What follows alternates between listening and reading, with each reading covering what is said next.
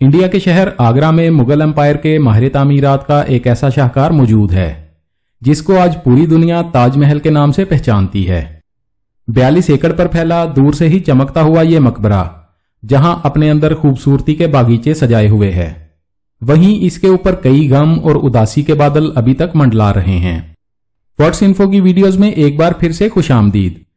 नाजरीन, तकरीबन 400 साल पहले बनाई जाने वाली ये खूबसूरत इमारत जहां अपने दौर की सबसे बड़ी और सबसे शानदार इमारत हुआ करती थी, वहीं आज इसको दुनिया का 7वां अजूबा भी माना जाता है। इस आलीशान स्ट्रक्चर को बनाने में 20,000 मजदूरों ने दिन रात खून पसीना बहाया, और वो भी 1 या 2 सालों तक नहीं बल्कि पूरे 22 सालों तक। अगर आज के दौर में इसकी कीमत का अंदाजा लगाया जाए तो संगे मरमर का ये अनमोल मकबरा हैरत अंगेज तौर पर $1.2 बिलियन यानी 8,000 करोड़ रुपए से भी ज्यादा महंगा है, क्योंकि इस बिल्डिंग में मुगल माहिर तामीरात ने अपने हुनर की कई ऐसी निशानियां छोड़ी थीं जिनकी दुनिया के टॉप इंजीनियर भी आज तक तारीफ करते हैं। इस बिल्डिंग को ऐसे डिजाइन किया गया था कि जब मेन गेट के पीछे से इसको देखा जाता है तो ये काफी बड़ी लगती है, लेकिन जैसे ही मेन गेट की तरफ बढ़ा जाता है तो ऑटोमेटिकली इसका साइज छोटा हो जाता है।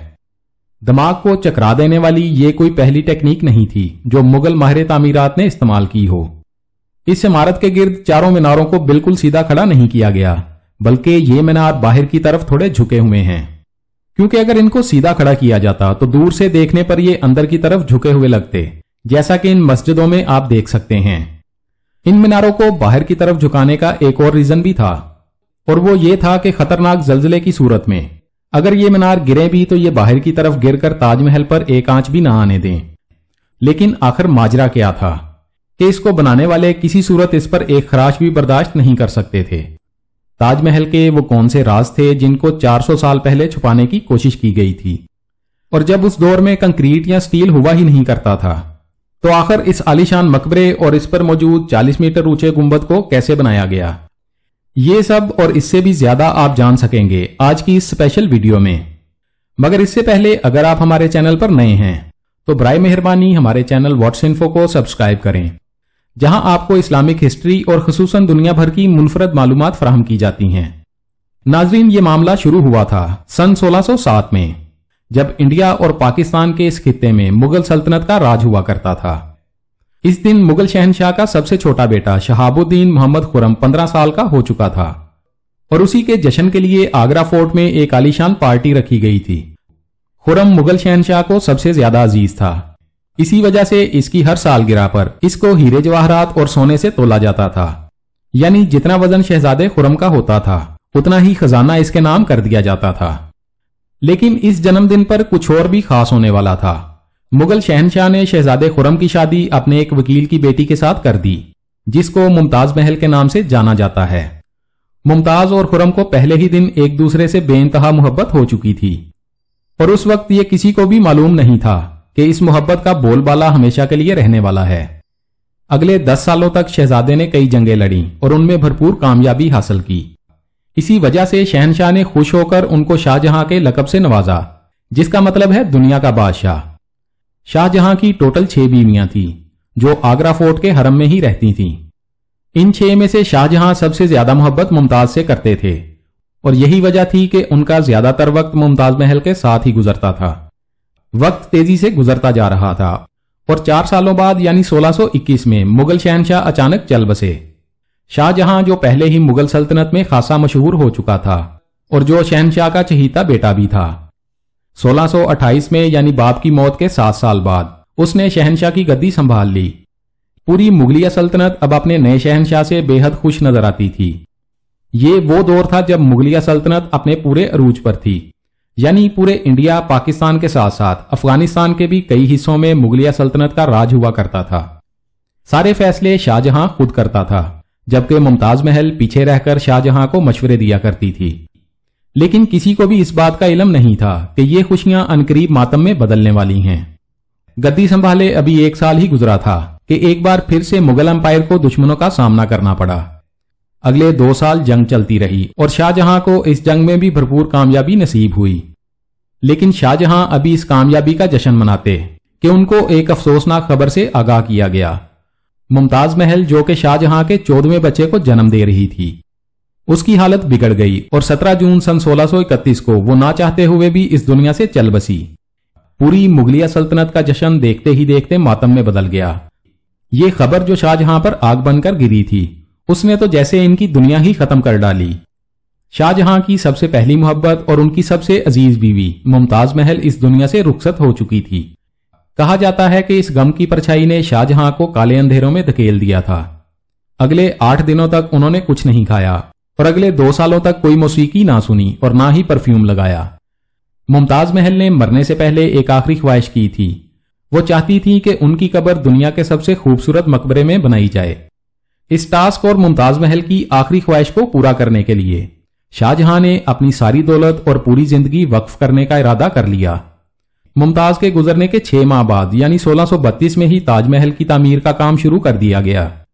करीब 20,000 से भी ज्यादा मजदूर, पत्थर तराश और कारीगरों को पूरी सल्तनत से इकट्ठा किया गया।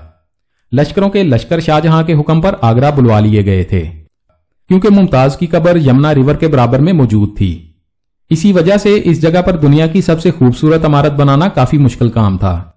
दरिया के किनारे जमीन काफी नरम होती है और अगर यहां खुदाई का काम किया गया तो पानी का बहाव ताजमहल की फाउंडेशन को भी नुकसान पहुंचा सकता था। इस मसले से निमटने के लिए मुगल माहिर तामीरात ने यहां सबसे पहले जमीन के अंदर कई कुएं खुदवाना शुरू किए। मजदूर ये कुएं तब तक खोदते रहते जब तक खुश्क जमीन नजर ना आ जाती। इन कुओं को पत्थरों और गारे से भरा गया और फिर उसके ऊपर पत्थरों के बड़े बड़े कॉलम्स खड़े किए गए।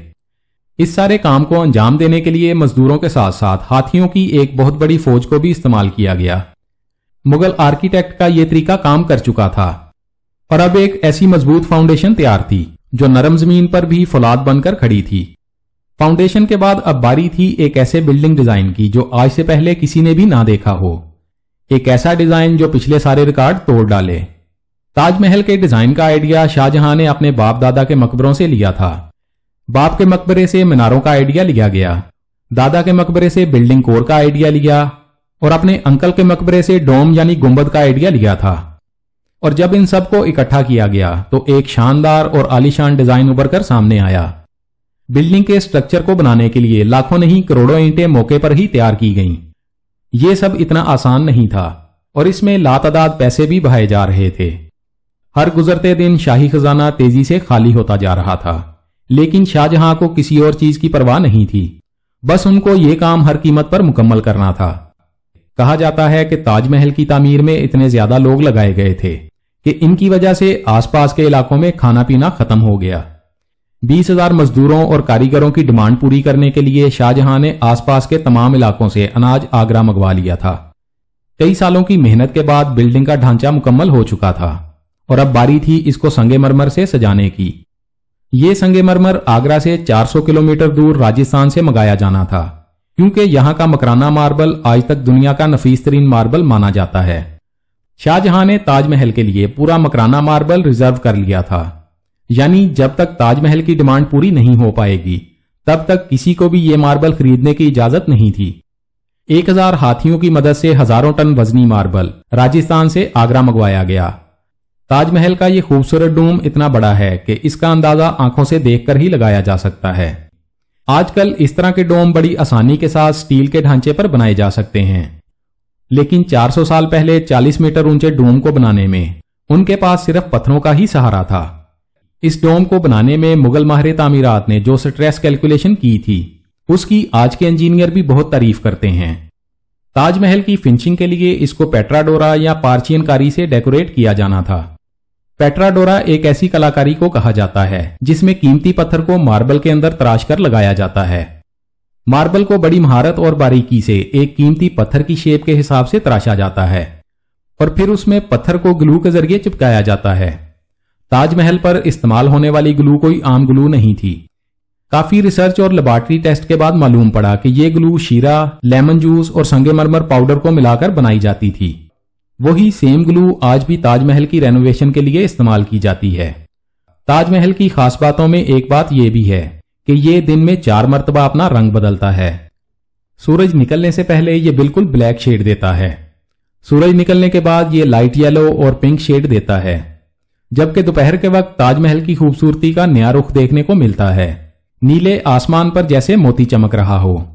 और सूरज गुरूब होने के वक्त ये पूरी इमारत गोल्डन कलर की दिखाई देती है। पूरे 22 सालों के बाद सन 1654 में ताजमहल की कंस्ट्रक्शन का काम मुकम्मल कर लिया गया। शाहजहां अपनी बेगम की याद में दुनिया का सबसे खूबसूरत मकबरा बनाने में कामयाब हो चुका था।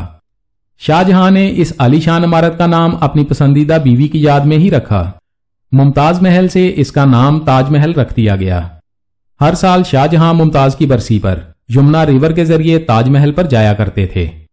ये ताजमहल का ऐसा दरवाजा था जिसको सिर्फ शाही खानदान के लिए ही बनाया गया था। इस दाखिली दरवाजे की दीवारों पर दिलकश नक्काशी का काम किया गया था, जो शायद सिर्फ शाही आंखों के देखने के लिए ही किया गया था। दोस्तों, शाहजहां का यह महंगा तरीन प्रोजेक्ट मुकम्मल तो हो चुका था, लेकिन इसने मुगलिया सल्तनत को तबाही के किनारे पर ला खड़ा किया। 4 सालों के बाद यानी 1658 में शाहजहां और मुमताज के अपने ही बेटे ने शाही तख्त उलट दिया और खुद मुगलिया सल्तनत का शहंशाह बन गया। शाहजहां, जो पिछले 30 सालों से मुगलिया सल्तनत पर राज कर रहे थे, उसको कैदी बनाकर आगरा फोर्ट में ही बंद कर दिया गया। सिर्फ एक ऐसी सहूलत थी जो शाहजहां को दी गई, और वो ये थी कि जिस कमरे में उसको बंद किया गया था उसकी खिड़की से वो ताजमहल को देख सकते थे। 8 साल कैद में रहने के बाद 74 साल की उम्र में शाहजहां भी इस दुनिया को अलविदा कह गए। शाहजहां का मुमताज से दोबारा मिलने का वक्त आ चुका था और उनको ताजमहल में ही दफन कर दिया गया। उम्मीद है व्हाट्स इन्फो की ये वीडियो भी आप भरपूर लाइक और शेयर करेंगे। इंशाल्लाह मिलते हैं बहुत जल्द एक नई वीडियो के साथ। देखते रहिए व्हाट्स इन्फो। अल्लाह रब्बुल इज्जत हम सब का हामी और नासिर हो।